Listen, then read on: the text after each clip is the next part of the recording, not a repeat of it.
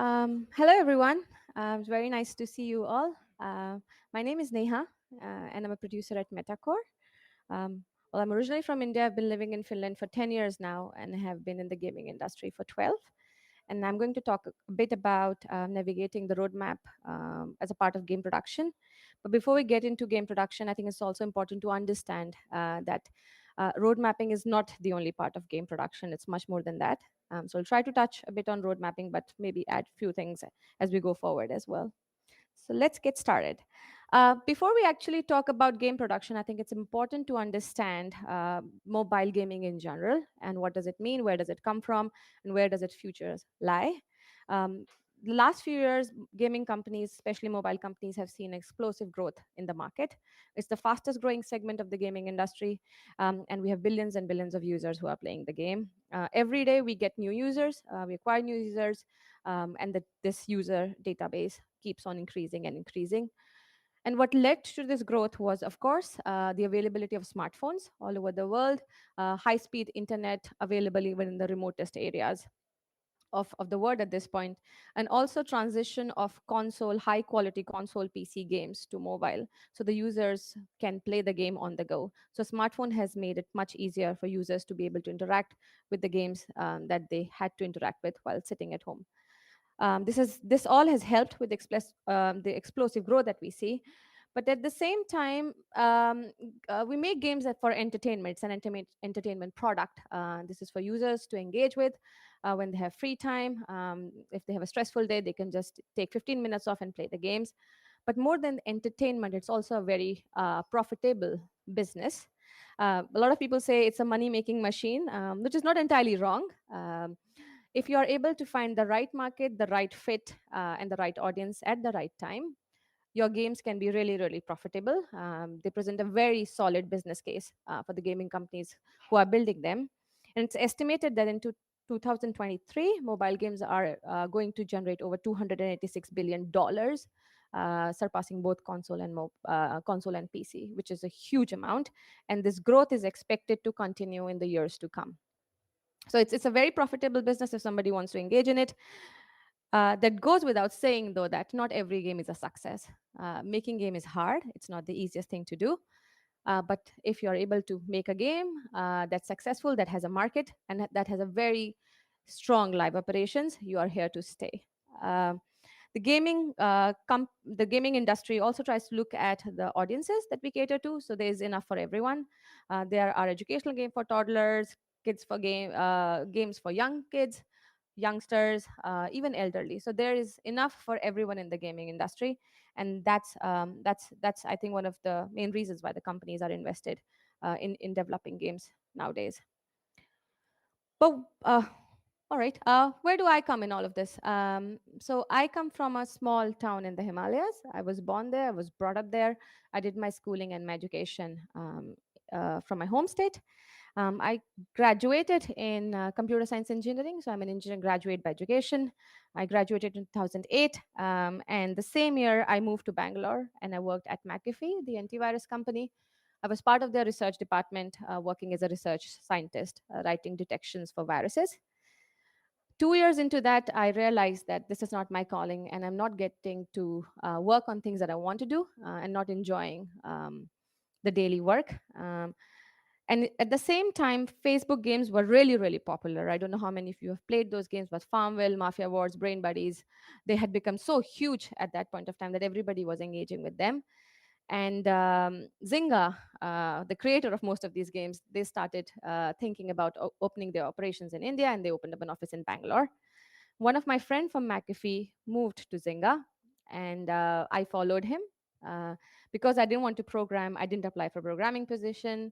I don't have a design degree, so I didn't know whether I could design. I can barely draw.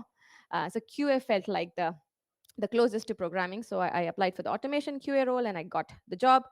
I joined the team, and I think a couple of weeks into that, I was asked to manage one of the releases because they were transitioning another game from US, and they wanted everybody to move to that project. And I took it up. I thought it was a daily part of the work. And 2 months later, I had a meeting with my manager, and he said, "Well, do you want to work in game production?" And I had no idea what he was talking about. I was like, what do you mean? He's like, well, what you've been doing, helping out with releases and everything else, is game production. So do you want to move into that role? I had I was like, I was not sure what I wanted to do, and I reluctantly said, yes, maybe, if you think I can do that. And that was my first foray into production. I stayed at Zynga for 3 years, worked on different games during that time, and it's 2023, and I'm still working in production. So I want to say I found my calling when I joined Zynga. In 2013, we moved to Finland. I often get asked why did I move to Finland? Well, my husband works for Nokia, so I think the answer is pretty obvious. I joined Ubisoft. I worked there for 7 years on PC, console, mobile, and then later part mostly on mobile. And in 2020, I decided to move to Rovio. I was there for 2 years until December of last year, and in January, I joined Metacore as my next gaming company. So this is me in the nutshell. And about the games that I worked on. So Fishville was the first game that I worked on. He's a QA and then, well, somewhat producer. Then the next was Treasure Isle, Castleville, Empires and Allies. So these were all games at Zynga. PvP, kingdom building, fish breeding, different kinds of games, different kind of audiences. I joined Red Links as a live ops producer working on Trials Frontier. It was acquired by Ubisoft at that point of time, and they were building their first Trials game with Ubisoft. So I joined the team. It was the mobile. I also worked on the console part for this. And then after that, 2 years at Red Links, I joined South Park Phone Destroyer. So this was the game we were making with South Park. So actually with Matt and Trey. So we used to collaborate with the creators of South Park. We had a counterpart in US. It was a very exciting and challenging project at the same time. And this is probably the closest one to my heart because this was the game where I worked from the beginning. So from concepting to pre-production to production to launch to live ops. I was on this project for 5 years. So this is kind of like my baby in that way. So I'm closest to this project. And then I joined Rovio, that was Angry Birds Friends, which is their oldest game, more than 10 years behind it, and still going very strong. And last year, I joined Angry Birds Journey, which is their newest game, which launched in January of 2022. I have not listed my current game here because it's not public yet, but it's another game from Metacore, most likely coming out worldwide by the end of this year. So when we talk about a game development journey, how is it different from an IT product, and what is the difference between developing a game and developing an IT product? So the journey is very similar, I would say. We start with the concept. So every game starts with an idea. Once we have an understanding of the idea and there's a solid business case to go forward, there's a prototyping stage that starts with it. So we have small group of people who come together, work on the prototype, putting together the first version of the puzzle, just like we do for any other IT product. The development starts with a bigger team after prototyping. So we start adding features, meat of the game, as we call it. So everything is kept with players in mind, but at the same time also making sure that when this product is ready to be put out, there's enough for users to engage with. So it comes from anything from the actual product to marketing to tooling to technical feasibility to testing to whatever you can think of on the live operation side. So all that has to be taken into consideration when we are actually developing the final product. The next stage is testing. There are different sorts of testing that I'll talk about later on. What kind of testings do we do when we develop games? And then release, which is the worldwide release, particularly here, not the soft launch or the beta. So this is the one that when the game is ready to be released to everyone in the world, and they can access and enjoy it. And live operations, I think for any game to be successful, is extremely important that they have a very strong pipeline for live operations. This is your bread and butter. This is where your games are going to live for years and years to come. So if you're able to pay attention to live operations from the development stage, you are in, well, there's no guarantee, but definitely going ahead with a very solid product. Now, actually, coming back to the road mapping during the various stages of development, what does it mean? And I've also used some of the gaming terminologies here that we use. So pre-production is something that combines concepting and prototyping together. This is the time when we look at the concept, we constantly validate your concept, iterate on it, get player data, and this player data comes mostly from the market research and play testing. So it's a very small group of users who are constantly trying to play or build and trying to get data out of you're trying to get data out of their performances, how they're engaging with the game. There are a lot of companies that offer it nowadays, where you can just send your build and they'll do playtest for you. Playtest Cloud is one that offers a lot of market research and playtesting studies nowadays. The team can be very small here. It can be anywhere between 2 to 5 people, who are constantly iterating, looking at the concept, validating it. And it could happen that the concept is not viable and they go back to the drawing board and look at the new concept. So it's a very iterative process, and it can last anywhere between months to a year, depending on the company and the project. But it's done with player first approach. So whenever anybody's looking at this stage, it's always like player first. So once you are past this stage, the gaming companies are happy, or the team is happy with whatever they are going to create. It goes into production mode. So this was the development stage, as I mentioned earlier. So once the product is developed, has every necessary feature, has all the tracking in place, has all the analysis in place, has all the features in place, we start with something we call soft launch or beta in the gaming company. So these games are made available to the users, selected users, based on the territories, based on any other criteria that you want to put. First parties offer a lot of um, segmentation for this, so we can use that segmentation. And this is the phase where we start testing the product, which means we test the features, we test the tools, we test the technical robustness. And this is the time when actual users are playing the game, so the data is real time. So we get their data, we start looking at it, and it is quite possible that certain products have to change their vision just because of the data they are getting. So a lot of iteration also happens at this point. And the teams can be anywhere between 20 to 40 people in this stage. This is a big stage for the next stage. So after this, if there's a solid business case, players are happy, we have good data, we are hitting our metrics, everything looks fine, we go to the next stage, which is the worldwide launch. That's the final launch of the game all over the world. At this point, we're just adding more content to the game, adding more features, making sure that once it goes out to the users who are looking forward to it, have enough to play. And we are here for a long haul. It's not for a short term. So always have to look from it from the scalability point of view. Do we have enough content that we can scale? Do we have enough features that we can scale? Do we have enough technical infrastructure that we can scale? Can this take like 500,000 ccu at any given time if we have a lot of users? So you have to think it from all the angles, and that's when you say, okay, we are ready to go. We hit the worldwide launch. And sometimes it happens that the marketing scalability happens a bit later, which means that we acquire users through marketing a bit later. It could happen, but some companies do it at the worldwide launch. So it's totally different from company to company. But in all of these stages, I think the most important thing to remember is that it has to be for the player. Player is the first thing that you are looking at. And that you have to keep that in mind when you're building the games during various stages of development. And the road mapping goes like this. So, what does the producer do in all of this? So, I've been a producer for a very long time now, and I've seen different projects, and I've worked with different kind of teams. And the bottom line is that as a producer, you have to make sure that you're holding the fort. You want to ensure that everybody understands what the common vision is and is able to execute on that vision. We are a very creative industry. We have designers, artists, programmers. In one project, I even had a fashion designer working with me. So we are a very creatively driven industry, and a lot of creativity can happen overnight sometimes. And the next day, when people come, they're like, "Hey, by the way, what we discussed yesterday, can we change it now?" And then you always go back and say, wait, by the way, this is the vision, this is the goal, this is what we're going to do now, so let's continue and focus on that, and let's discuss that more, and just look at the backlog, add it there. So as a producer, you have to really hold the vision and make sure that everybody understands where we're all headed.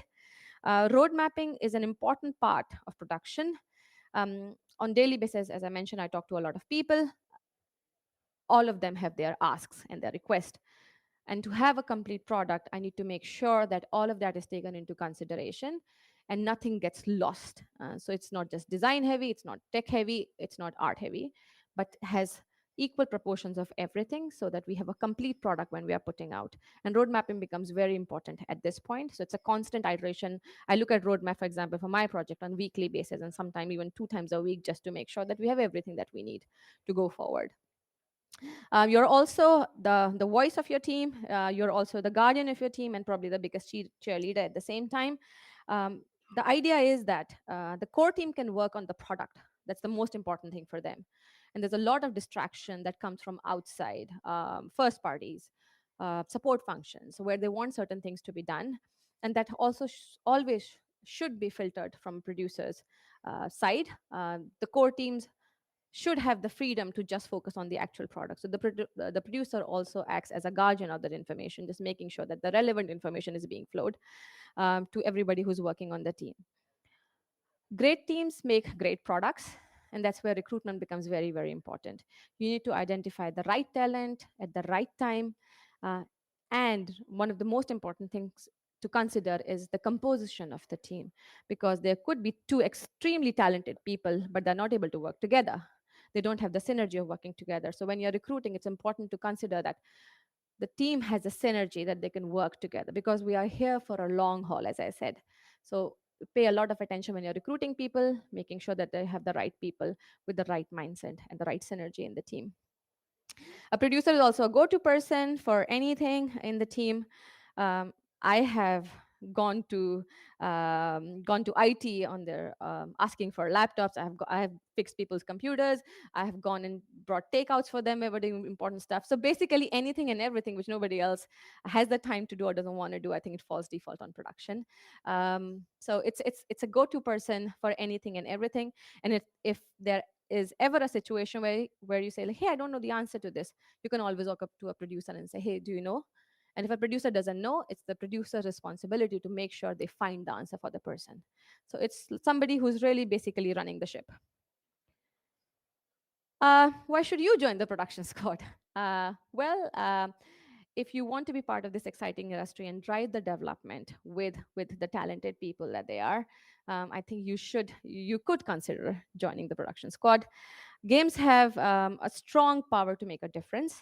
We are very creative. We are entertaining. We educate people, and as a producer, you have a lot of say on how the games should be made.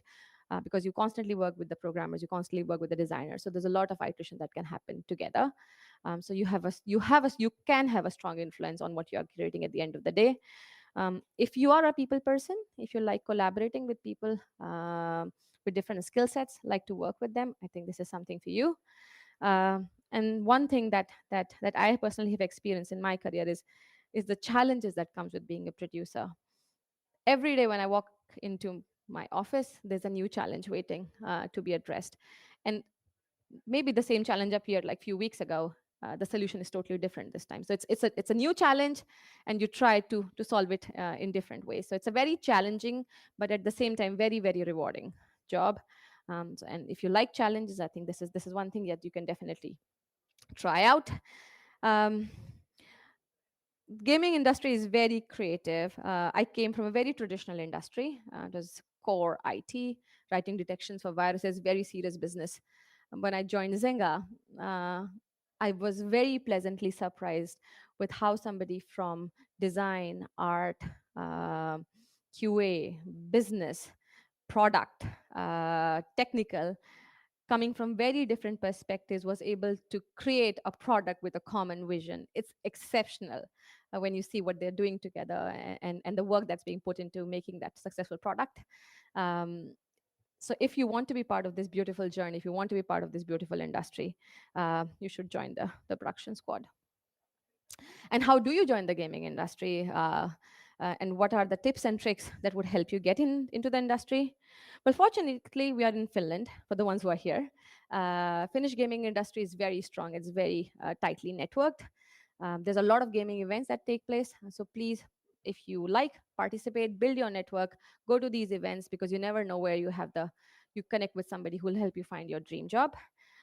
Get an education in design, in art, even in production nowadays, technical education.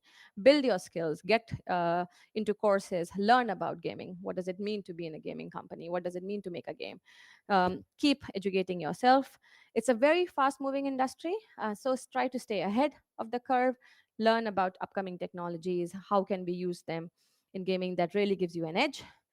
And last but not the least, it's important to have a growth mindset. You might not have all these skills, you might not have all the education, but if you have the right approach towards your work and your role and your growth, that already takes you quite ahead in comparison to rest of the candidates. So have all of this. That should definitely help you get where you want to go in the gaming companies. And once you work in a team, you create a successful product, you create a healthy work-life balance, wonderful team. This is how it looks like working with a team that has exceptionally good people, exceptionally talented people, and it becomes your second family. That's it. Thank you.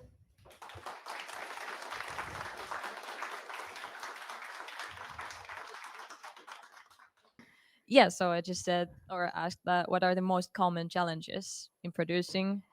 I think one of the most common challenge that we see in production is, well, we as producers, we don't get to do the actual work. We help facilitate people to do work. So creating that environment where people feel comfortable to tell you that this is how it's done, this is the amount of time it's going to take, because you're not hands-on expert yourself, and it takes a lot of skill and work to convince people to tell you whether they can do something or not. Because let's say, for example, you're a talented programmer and I come to you and I ask you, hey, can we do this? The first question that might arise in your mind is like, why should I listen to you? Like, what's the reason? I'm already skilled, I know what I'm doing. So I think it requires a lot of soft skills and convincing, and also making people understand like the big picture, that you are responsible and you're in this together. I think that's one of the most important challenges. A lot of people don't like processes. So making processes so that it helps people and it's not a burden on them, I think that's an important thing to consider. People, unfortunately, are not very good with estimating their own work. Uh, People tend to be optimistic. I say it's good to be optimistic, but it's equally important to be pragmatic. So trying and explaining that, I think that takes time. So these are the most common ones, I think. And then of course you have other kinds of challenges, because you're working with people with different kind of backgrounds, different kind of cultures, especially in gaming.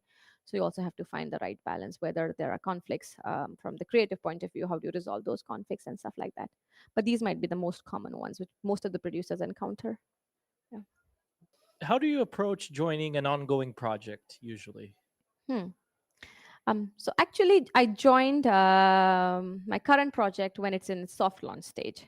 Um, I have been fortunate enough that I have worked on a lot of projects in different stages of their life cycle. So I have some sort of understanding what it takes. But for example, when I joined this project, the current one, the first question I asked myself was, what does this project need? What are the most important needs for this project at this point of time? And when I started thinking of it, because of my background and education, I was able to get some understanding. Um, and the same happens when I join a project in different stages, because every stage has different needs. And I'm a strong believer of games in production and games in life. They have very different requirements. They require very different skill sets. People need different kinds of approaches. So with that approach, I was able to like figure out myself like what are the exact needs. But it totally depends on the stage of the project, because they're very different in their requirements. Thanks. Do you often see people transitioning, say, from a programmer or designer or artist background into the production team during their careers? Um, I have seen people transitioning once from programming, never from design, many times from QA. Uh, but apart from that, I haven't noticed a lot of transitions. I think designers especially are. I think they want to stay very much in design, but very few transitions. But I've seen one in programming. Yes. Yeah. Hi. There are many times games that see the light of the day, but there are many which don't Yes. go Yes. till there. Yes. So from a producer perspective and managing the roadmap, Yeah. how do you feel about a program or about a game which you do not launch, or what you learn from Hmm. it and how you manage it with your team? Yeah, yeah. I think it's a good question. I think I touched briefly on this as well. So it's important to understand. I think the first thing to is very important to understand when you are in concepting and prototyping is whether there's a market for this. Do you have a market for these for the kind of game you are making? Is it based on any sort of data? Do you know that there is data that proves that there is a market for this? If yes, you go ahead with it, and a lot of testing needs to happen at that point of time. You're constantly play testing it with the users, validating your concept against the data. That's the most important thing, especially in the initial stages, until you know. It could happen that you have enough data and it looks promising, and then you move to the next stage. But data is like one pointer which everybody should be looking at any point of time in the development of the game. What kind of metrics you want to target at any given stage, because every stage has different metrics you want to look at. So it's very important that you're constantly looking at your metrics. um, Acquiring user is not the easiest thing, and not the cheapest thing either. So it's important to have probably a good marketing budget, so that you can use that budget while you are doing your UA. I think that's very important, especially nowadays when the CPIs are like 15 and above for certain games. It's very important that you have enough marketing budget and the marketing vision for acquiring new users. But I would say that any point of time data, you need to reference the data and make sure that you have enough to go forward and have certain benchmark. Look at the industry benchmark for the kind of game you are making, and look at that benchmark and see, are you hitting those benchmark? If not, then there's more work to be done to hit those benchmarks. Let's take a few questions from the online. I see. Oh my God, so many questions coming in. For someone hoping, yeah, from you come. For someone hoping to move from another field, marketing, mid-career, to production, what are the most important hard skills required for a producer, and how to develop them? Well, it depends on the kind of producer you want to become, but we always can start with like the entry level production role, which is like the project coordinator or APs as we call it. And was it hard skills and not Yeah, soft the skills? hard Yeah, skills. the hard skills. Well, it's important that you understand the mobile market. I think that's very important. You understand how the products are made. Um, if you're not talking of the soft skills, it's important that you understand how to work with a team, and if you have any knowledge of project management, that really helps. And if you have a senior guiding you, because sometimes it happens that people transition and don't have senior people to guide and mentor them. If you don't have that, that can be a problem. But I see no reason why somebody from marketing should not or could not move into production as an entry level producer. Yes. Look, there's a lot of questions, so I'll maybe, Yes. yeah, I'll ask you to answer them. Yes. One last one. I Yes. really love that one. Sorry, I'm gonna do the jump Yeah. before we break. But what would you say the difference between a producer and a project manager? um Well, I tend to say this. I say this often. So if somebody doesn't understand what a producer is, I always say, he's the project manager in the IT company. So I try to keep them like next to each other. But the difference is that we are a creative industry, unlike any other traditional industry. So the producer engages more with the team and engages more with creative people than a regular project manager. But I would say they are very similar, but just that the skills required are a bit different. Thank you so much. We Thank have you. to move on Yeah. with the Thank with the you. agenda. Thank you, everyone.